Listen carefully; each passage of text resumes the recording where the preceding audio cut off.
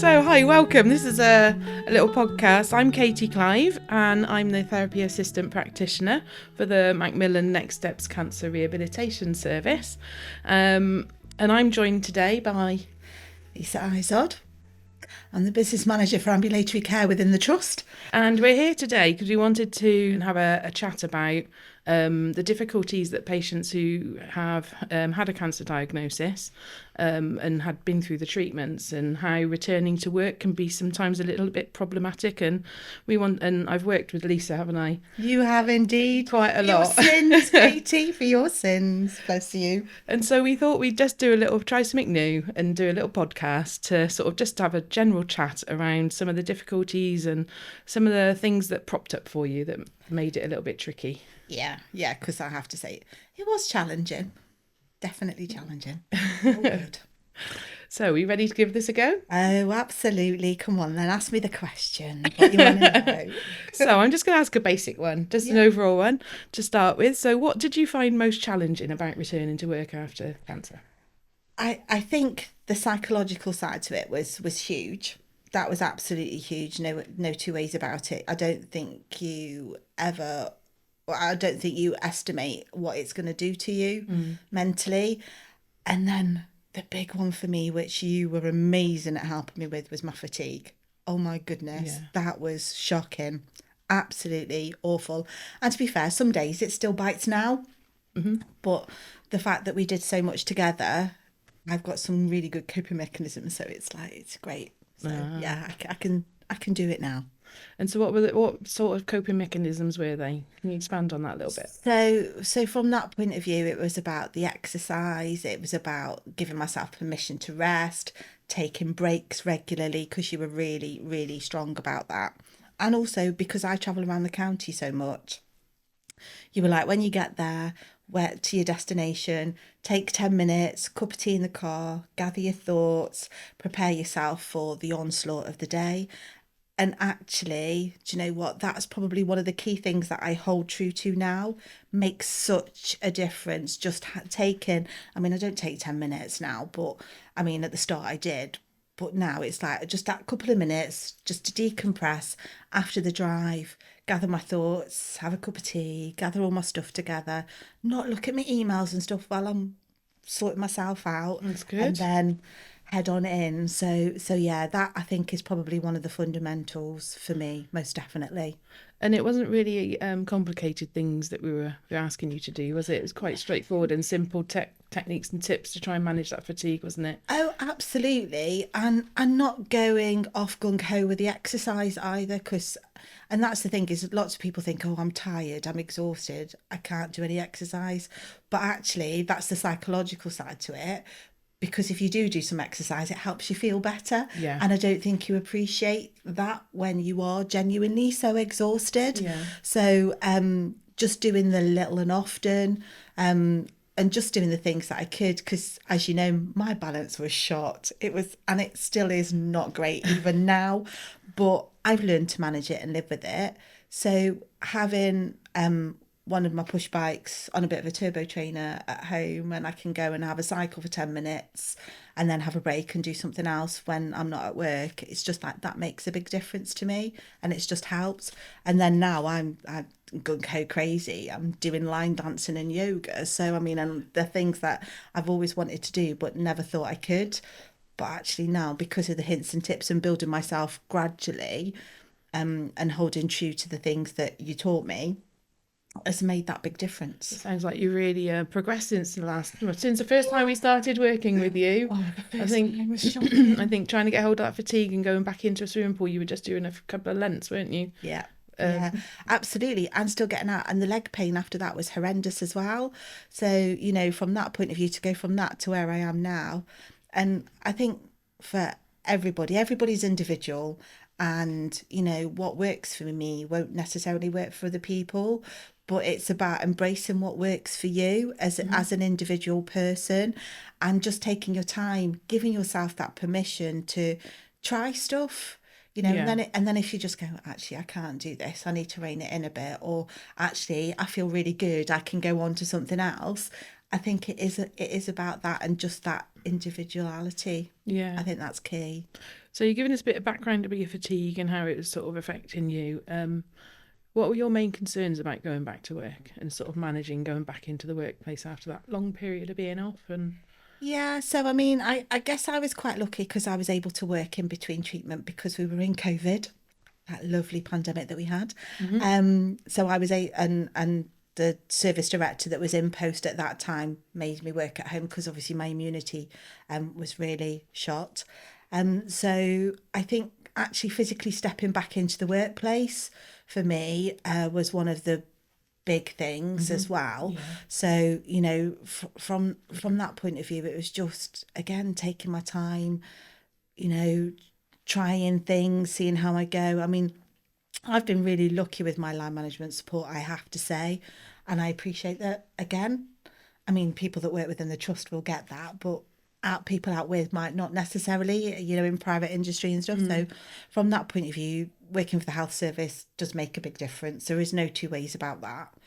And I've been lucky with the support overall. So I just think it's a really big change because it changes you as a person, yeah, and it changes, and everybody that goes through it will be changed differently as well.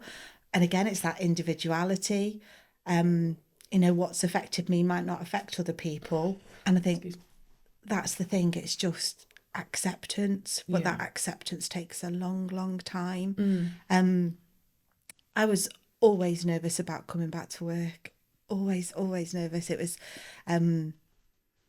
it's a big change from when you've been in treatment, you've been feeling really poorly, really rough, then you start to feel a bit better and you can start and do some stuff at home, and then actually stepping back into what is a really intense environment, however you slice and dice that. We've all got to deliver, but I have to say from a management point of view, I've been really quite well supported, so that's been good for me. And psychologically, did you find it difficult to go back into see people at work after your return? How did you find that? Hard. It was very hard. I mean, I've obviously got friends in the trust, so that made it a bit easier. Yeah, And some of those friends I link with outside of work, so that made it a bit easier because I was able to see those before coming yeah, back. yeah, And the team that I work with were just amazing, absolutely amazing. I mean, when I went in for my surgery, I mean, I was in a really privileged position. When I got my diagnosis, I want my surgery in one of my theatres. So I chose Stroud because that's yeah. where we do the surgery for the cancer that I had. And my team moved heaven and earth. And at that point in time, you weren't, it's still challenging now bringing relations in with you, but they cordoned an area off so my husband could be on That's the nice. ward with me, before I Lovely. went into theatre, and then he was there when I came back, and then all of a sudden, there's several members of my team that I work with that rocked up at the bottom of my bed with armfuls of gifts, Oh, and lovely. that was really emotional, and I don't think I can ever thank them for their No, support. They were just absolutely superb. it's those little moments, isn't it? It is those little Yeah, moments, and I think facing them, having them know that what I'd gone through and the support that they'd given, even when I was stepping into work during treatment, I think actually made it easier. But then it's getting your head around the job, isn't it? And yeah, then starting to push things forward. That just takes time yeah, because with I'm at the age where I'm going through the menopause as well now, and I've got an enforced menopause because of the medication. yeah. And for me, brain fog is horrendous, but they're really accepting of that.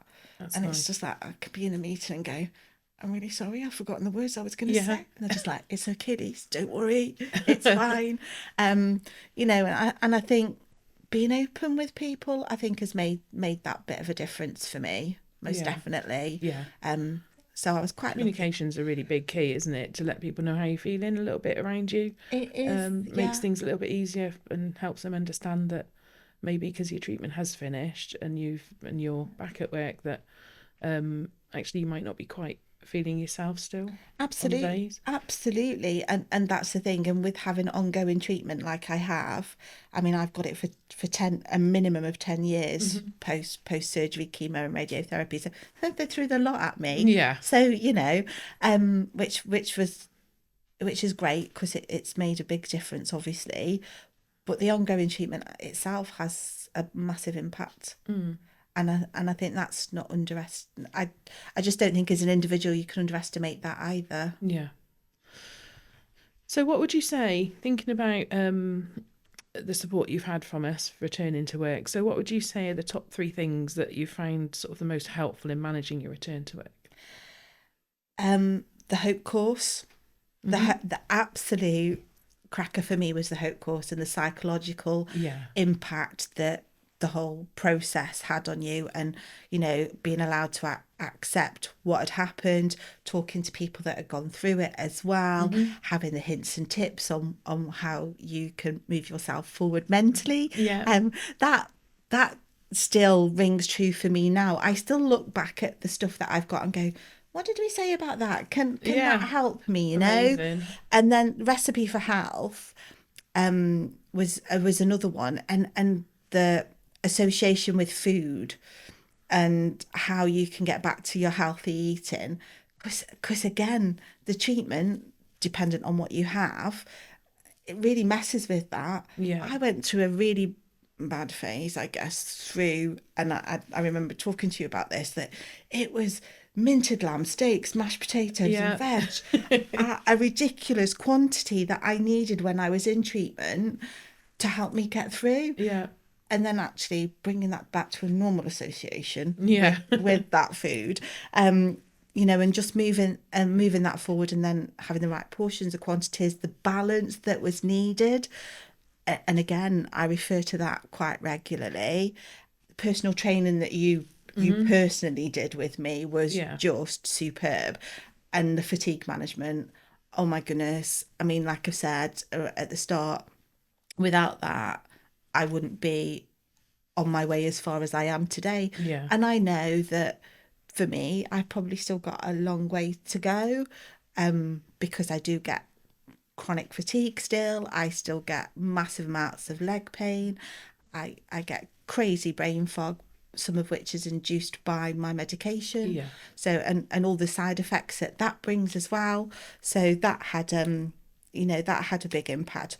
But the taking control course, about me taking control of my life back again Yeah. and accepting it for what it is then going forward again, that so everything that you and the team, Katie, offer, honestly, I can't recommend enough for people. Oh. And everybody will be individual, obviously, in that, and get certain things out of it. They might not get some things out of Mm. certain courses. It is about cherry picking, isn't it? The bits that you're going to find helpful and putting that into your own, into your own practice, into your own life, isn't it? And what's going to best for you. Absolutely. And the thing that I can't recommend enough is to try it. I Give it a mean, go. we've still got a WhatsApp group that from the Recipe for Health, and it was the burlesque girls, Oh yeah, I remember So you calling yourself the burlesque so I'm girls. like, I can't really even remember why we did that, but it was just, and we're still in touch, and That's really nice and to hear. occasionally we'll meet up for coffee and stuff. So from that point of view, it's really good. There's some people have got some really good friendships out of that. Yeah. I know that with the group that I was with, and you just think that's actually really nice. Yeah. Have that connection. Yeah, and do you know what? A lot of people just go think about it from a female point of view, but we had guys in our group as Yeah. well who were really embracing and really up for working alongside us, and supporting each other and giving us their experiences as well. So it's just, I don't know, sometimes we stereotypical, don't we? It's just like, oh, certain things, it's always women, but actually it's not. Guys suffer the same as well. Yeah. So for me, it was really nice to have some mixed groups as well. That made a big difference, because very different mindsets, Yeah. very different thought processes, and actually will potentially sometimes put that curveball in, something that you'd not think that, oh, that actually might help me. Yeah. So from that point of view, it's really nice. So It's really good. you did a real sort of mix and match. So thinking about Going back to your return to work and thinking about the main barriers that you had, what did you feel your main barriers were to returning to work? You mentioned a couple, and how did you sort of overcome them? Time. I think time is probably key on how you overcome them. Um, and don't get me wrong, there's still some days now where I just think, wow, can I do this? But I have to say I'm really lucky. I love my job. Yeah, Absolutely love my job. that always helps, doesn't It it? does help immensely, and I love the teams that I work with as well. And don't get me wrong, it's been quite bumpy post COVID, but I think actually that brings different challenges. And those different challenges are really good to help from a psychological point of view because you're not always dealing with the same things No. that you maybe were when you were in treatment, Yeah. if that makes any sort of sense. And it's just that, and just having a really good supportive network, I Yeah. think, is key. But I mean, dependent on how you are as an individual, is it can be really challenging getting back into work and sustaining it. Yeah. It's the sustaining it, I think, more than anything. I mean, I've been really lucky in the fact that, my line management chain have agreed that I can move to a 9-day fortnight. That massively helps my fatigue. I mean, I've got Yeah. aging parents that I'm helping look after as well, which helps from the time point of view for that. Yeah, of course. But actually having a day off every 2 weeks, and I'm lucky enough that they're really flexible, that I can pick and choose my days really. Yeah. So I'll choose a Friday one fortnight, so I'll have an extra long weekend. Lovely. And then I'll take a midday the other fortnight, so Yeah. it's a midweek one the other one. So for me, it's really good to have that fluidity and that help and support. Flexibility. Yeah, it does make a big difference. And just And that could be part of one of your reasonable adjustments, and that you could have a discussion with your manager, couldn't it, before you return? yeah, absolutely. And that's the thing. I mean, the challenge for me when I was returning was the service director that I had when I was in treatment and diagnosed. She was retiring literally as I was returning to work, and that was quite challenging. And then I had a couple of interims, and then now we've got somebody permanent, which is great. And I've there's deputy between me and the service director now, so that's really helpful because I know if I need anything, I just pick the phone up to my line manager. But also I've got some really good connections with my peers, not just necessarily within our directorate, but also out within the trust, that I can pick the phone up and just go, this is happening, what do I do with this? From a personal point of view, because they're nursing staff. Yeah. So that helps. Yeah. And, they're friends and colleagues and have known me for a long time. So that helps, and have saw me before cancer and know me through and outside the other side. So I think that's helpful, Brilliant. just having a bit of that. But we're just generally the fact that everything is so quick fired now, compared to obviously what it was. I mean, we were merging as trusts when obviously the pandemic hit, and then everything has changed massively as we've got back to business as usual, which is fab. But things have changed and have been a bit more fluid as well. But again, it's all about that support, and the trust values that we've got are really helpful to keep things going. Sorry, I waffled a bit there. No, you're all right. You're absolutely fine. This is what it's about, loose chat, isn't it? So, just finally, I'm going to ask you one more question, if that's okay. So, if you were to work or speaking to any friends or family that have gone through the same thing and they're thinking of planning on returning back to work, what advice could you give them to help sort of navigate that? So the thing for me would be, reach out to you and the team. Absolutely look at all the courses. Yeah. Have conversation about the courses and see if they fit for you as an individual. And there might be certain elements that do and there's certain elements that don't. Certainly do the personal training and the fatigue, because actually that just helps you get back on a bit of an even keel, even if that's all you take from that. I mean, for me, I took a lot more. Have that conversation with your line manager and your team, about the flexibility. I mean, Yeah. we're really lucky as a trust that we have a thing called a purple passport. Right. So I've got one in place that allows and supports my flexibility for work, Okay. because I function way better first thing in the morning. And as I get to like 3, 4, 5 o'clock in the afternoon, it's like some days I'm on my knees. I'm glad we booked this at 8 o'clock in the morning then. Yeah, absolutely. Yeah, because you got some sort of sensible conversation with me today. So from that point of view, it's just looking at how your working pattern works as well, Yeah. having those conversations and not being frightened to say, I can't cope with that. I need to consider, and look at a phased return. Yeah. I was very lucky I had a phased return to work, and that worked really well for me. Some people don't want to do that. They just want to go straight back in. Yeah. And again, it's back to that individuality.